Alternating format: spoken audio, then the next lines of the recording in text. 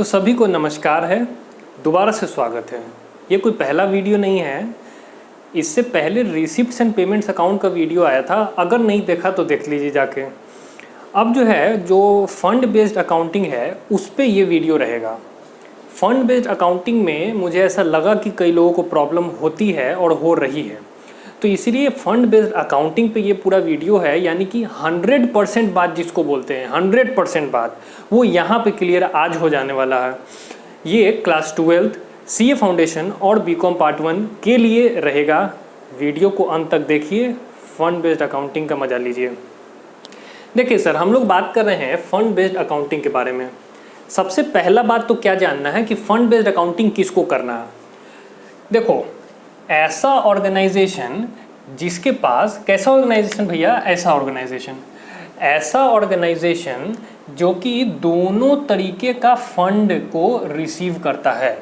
दोनों तरीके से क्या मतलब है, यानी कि एक ऐसा फंड जिसके यूज़ पे कोई रेस्ट्रिक्शन नहीं है और एक ऐसा फंड जिसके यूज़ पे रेस्ट्रिक्शन है।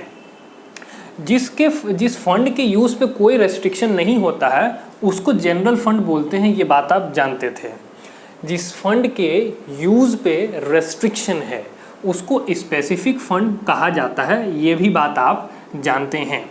तो ऐसी ऑर्गेनाइजेशंस जिसको कि जनरल फंड और स्पेसिफिक फंड दोनों तरीके का फंड मिलता है, वैसे लोग, वैसी ऑर्गेनाइजेशंस फंड बेस्ड अकाउंटिंग के मेथड से अकाउंटिंग करती है।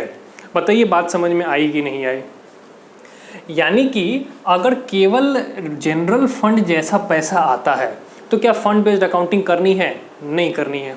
अगर सिर्फ स्पेसिफिक फंड वाला पैसा आता है तो क्या फंड बेस्ड अकाउंटिंग करनी है? नहीं, कोई ज़रूरत नहीं पड़ेगा।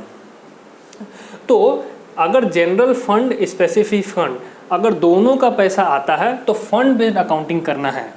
स्पेसिफिक फंड का कुछ एग्जांपल्स हम लोग यहाँ लिख के रखे हैं, जैसे कि बिल्डिंग फंड, बिल्डिंग बनाने के लिए पैसा, library fund, sports fund, etcetera. ये तो हो गई बात कि किसको फंड बेस्ड अकाउंटिंग करनी है। अब जरा चलते हैं कि फंड बेस्ड अकाउंटिंग होती क्या है। इम्पॉर्टेंट बात तो यहाँ से शुरू है, देखते रहिए।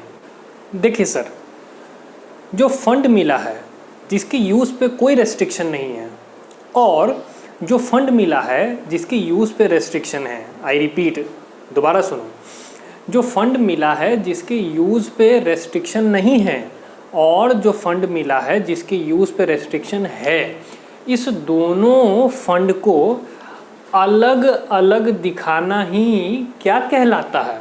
Fund based accounting. बोलिए बात समझ में आई कि नहीं आई। कि फंड बेस्ड अकाउंटिंग कहता है कि ये जनरल फंड और ये स्पेसिफिक फंड एक साथ नहीं दिखे, अलग अलग दिखे। बोलिए हाँ कि ना। तो उसके लिए क्या करना होता है, जब पैसा आया तो बैंक में रिकॉर्ड करो बैंक अकाउंट डेबिट। क्लियर है। सपोज 10 लाख रुपया आया है, अगर हम लोग यहाँ पे लिख दें टू जनरल फंड तो क्या ये अलग अलग हो पाएगा? नहीं हो पाएगा। तो अगर कोई स्पेसिफिक फंड आया है तो उसको स्पेसिफिक का नाम दे के रिकॉर्ड करो कि किस पर्पज़ से वो पैसा मिला है। तो अगर तुमको ये 10 लाख रुपया बिल्डिंग बनाने के लिए मिला है तो वो बिल्डिंग फंड कहलाता है और इसको इसी के नाम से रिकॉर्ड करना पड़ेगा ताकि ये जनरल फंड से अलग हो जाए स्पेसिफिक फंड। क्लियर है। तो हम लोग लिखेंगे bank account debit to building fund 10 lakh. बोलिए हाँ कि ना।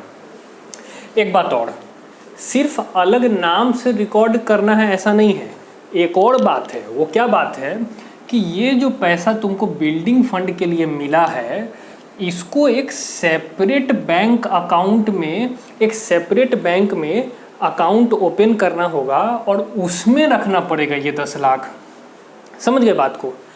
देखो, अगर लाइब्रेरी फंड मिलेगा या स्पोर्ट्स फंड मिलेगा या और किसी चीज़ का फंड मिलेगा तो क्या इस अलग अकाउंट अभी हम लोग अभी खोले हैं, क्या उसी में ये पैसा डाल दें? नहीं। जितना तरीके का फंड आएगा उतना तरीके का बैंक अकाउंट अलग अलग सेपरेट खोलना पड़ेगा और सबको अलग अलग मेंटेन करना पड़ेगा। समझ गए बात को। ये लॉ में लिखा हुआ है। और इसका अकाउंट से कोई लेना देना नहीं है, ये लॉ में लिखा हुआ है। और उस फंड से, उस स्पेसिफिक फंड से होने वाला जो इनकम है वो उस फंड को बढ़ाएगा, और उस फंड से होने वाला जो एक्सपेंडिचर है वो उस फंड को घटाएगा। एक्सपेंडिचर के बारे में तो अभी बात करेंगे, इनकम के बारे में ज़रा, अगर आप सोच रहे हैं कि इनकम कैसे होता है, तो अगर वो फंड बैंक में है तो बैंक ब्याज देगी। अगर वो फंड कहीं इन्वेस्ट हो गया, सपोज शेयर्स में, फिक्स्ड डिपॉजिट में, तो इंटरेस्ट मिलता है, डिविडेंड मिलता है, और भी बहुत कुछ मिल सकता है। तो जब भी इनकम होता है ऐसे स्पेसिफिक फंड से, तो वो स्पेसिफिक फंड ही बढ़ जाता है। तो ये इनकम का बात आपको समझ में आ गया। और देखिए, जो एक्सपेंडिचर होता है इस फंड में से, क्या इसको कहीं भी एक्सपेंड कर सकते हैं? नहीं नहीं नहीं नहीं, ये स्पेसिफिक फंड है। अगर बिल्डिंग के लिए पैसा मिला है तो सिर्फ बिल्डिंग बनाने पे खर्चा होगा। तो जो भी एक्सपेंडिचर रहेगा वो इस फंड को कम करेगा। बोलिए हाँ कि ना। तो एग्जाम्पल हम लोग लिए हैं कि सपोज तुमने बिल्डिंग में हाथ लगा दिया और 2 लाख रुपए उसमें घुस गया, यानी कि 2 लाख रुपये का बिल्डिंग अभी तक बन चुका है। तो ये जो बिल्डिंग है इसको हम लोग क्या लिखते हैं? बिल्डिंग जब खरीदते हैं या बिल्डिंग जब बनाते हैं तो एंट्री क्या लगाते हैं? Building account debit to bank. और ये बिल्डिंग यहाँ पे ऐसे दिखेगा, और ये एंट्री का मतलब भी हो गया पूरा। अब जो है स्पेसिफिक फंड जो कि 10 लाख रुपए से दिख रहा है, ये 10 लाख से अब नहीं दिखना चाहिए, क्योंकि 2 लाख रुपया का तो बिल्डिंग बना दिए। तो अब ये 8 लाख दिखना चाहिए, क्योंकि अब सिर्फ 8 लाख रुपया का ज़रूरत है। बोलो हाँ कि ना। तो हम लोग जो है इस बिल्डिंग फंड में से पैसा को निकालेंगे और स्पेसिफिक फंड में डालेंगे, सॉरी जनरल फंड में डालेंगे। एंट्री क्या लगाएंगे? Specific fund account debit. तो उससे क्या होगा? स्पेसिफिक फंड कम हो जाएगा। और क्या लिखेंगे? To general fund. ये जनरल फंड में ये पैसा चला जाएगा। तो यहाँ पे स्पेसिफिक फंड में से अगर कोई इनकम हुआ है तो ये इसमें जुड़ जाता है। अगर कोई खर्चा हुआ है, जैसे कि बिल्डिंग बना, तो ये 2 लाख रुपए यहाँ से निकल जाएगा और यहाँ पे आकर के जुड़ जाएगा। आप इसको कर देंगे टोटल, यहाँ भी कर देंगे टोटल। ये हो गया आपका फंड बेस्ड अकाउंटिंग। बोलिए कि कोई प्रॉब्लम है क्या? अब ज़रा एक बात और समझिए, यहाँ पे तो चलो बिल्डिंग का पैसा आया है। सपोज़ ज़रा एग्जांपल हम लोग लेते हैं, यहाँ देखो, सपोज़ कोई स्पेसिफिक फंड आया है, ज़रा गौर से देखना, कोई स्पेसिफिक फंड आया है, सपोज़ कितना का? 5 लाख रुपया का। और इस स्पेसिफिक पर्पस के पीछे जो पैसा तुम्हारा खर्च हो गया या होगा, वो होगा सपोज़ 6 लाख रुपया। तो यानी कि ये जो 1 लाख रुपया है, ये जो 1 लाख यहाँ पे आया है, ये क्या हो गया? ये पैसा शॉर्ट पड़ गया तुमको। This is shortage. ये पैसा तुमको शॉर्ट पड़ गया। तो इसका तुम क्या करते हो? इसको तुमको इनकम एंड एक्सपेंडिचर अकाउंट में डेबिट कर देना है।